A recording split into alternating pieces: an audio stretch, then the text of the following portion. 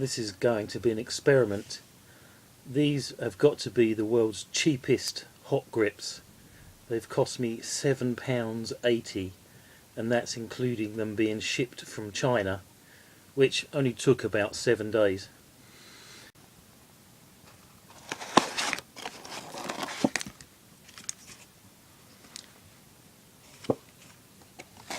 So that's the kit.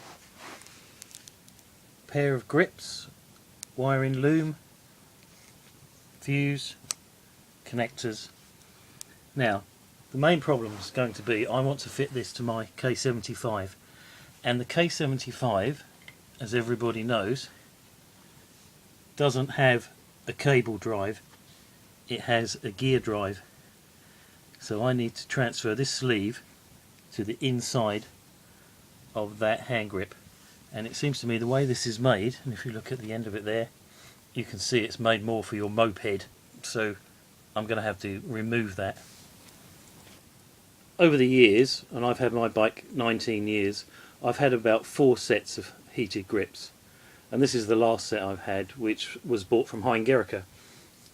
One of the problems is they've got this huge moulding here, which gets in the way. It gets in the way of the clutch, it gets in the way of the brake lever. It's really bad bit of design. The other thing I really dislike is this switch. Now this switch is a digital switch. There's a little light on it that shows you that it's on, and there's a little light on you to show that it's on high or low. The little light is so little that you can't see it in daylight. It's completely pointless. And also this thing itself, not only is it ugly, it's really difficult to mount. Trying to find a place on the K75 to get this stuck down and working is really awkward. Now these stop working because they're broken inside, and what always happens is this grip, the left hand grip, breaks up inside. I would think that when you put the bike on its main stand, you're gripping this grip and holding the handle on the frame. As you pull it up, it wrenches this part, and this is the one that always stops working first. Now this Heingericke one, this cost me about 50 quid, and that was about 6 years ago. This one has cost £7.80, so this is very much winging it. The main reason I chose this particular model is because it's got this lovely little dinky built-in switch. The others have switches that go out on cables. So you've got that, and you've got a very nice small connection, no great big mouldings to get out in the way. So I'm hoping that if this thing actually does work, it's going to be really convenient. The loom is quite minimal.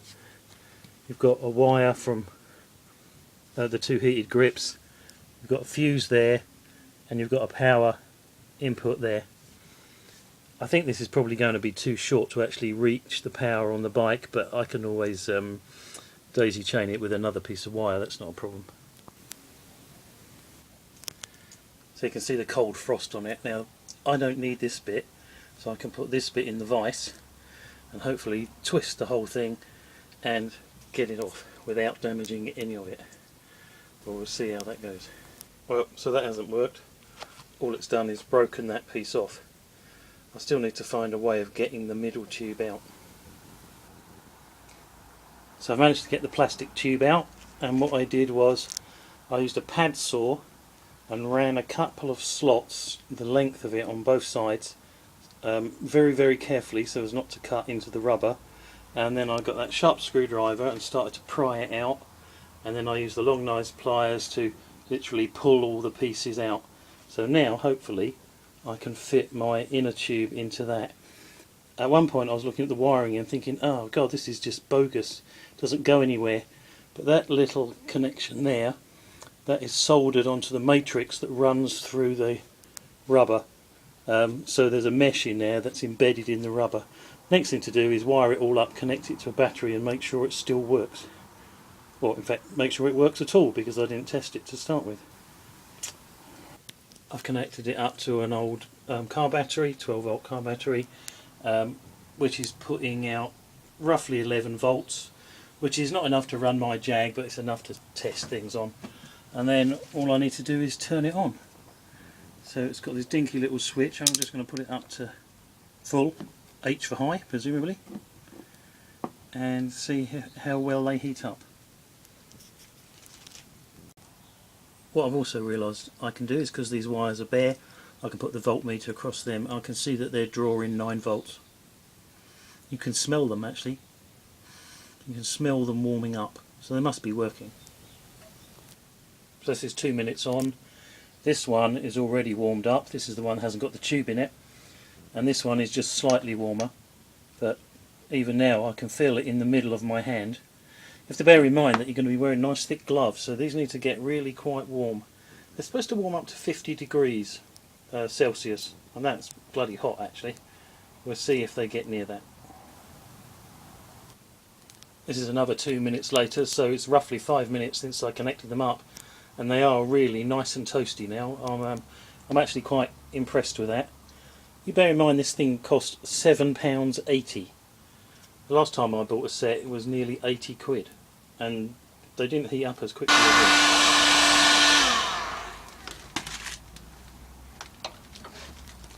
So that's nice and soft now, so that hopefully will that'll just come off. So what we find is that's made of plastic, that's made of aluminium, so you have to be careful that that doesn't get damaged. I happen to have this old fat hand grip that I put on my bike when I'd converted it into a cafe racer, and that turned out to be a really bad idea, because when they're this fat you can't actually pull the clutch levers because you can't reach them, and you end up having to shave the back of them down, and then after a while you just give up, thinking now I know why BMW grips are the size and shape that they are. Anyway, I can sacrifice this for the greater good. I've sawn the flange off the old grip, and I've used my trusty scalpel to shape it so that it fits exactly on the sleeve. I've made it slightly loose, it's just grips because I don't want to have to be fighting it on and off. The next step is to glue the rubber flange over the wiring, and I shall use Evo Stick impact adhesive for that. So all I've done is I've just pushed the plastic tube into the end of this so that it will all line itself up when I glue it together. So skim of Evo Stick on there, skim of Evo Stick on there, leave it for 15 minutes, push it together, should be job done. That needs about 15 minutes to go tacky, to the point where you can put your finger on it and your finger won't stick to it. That's all nicely glued in place.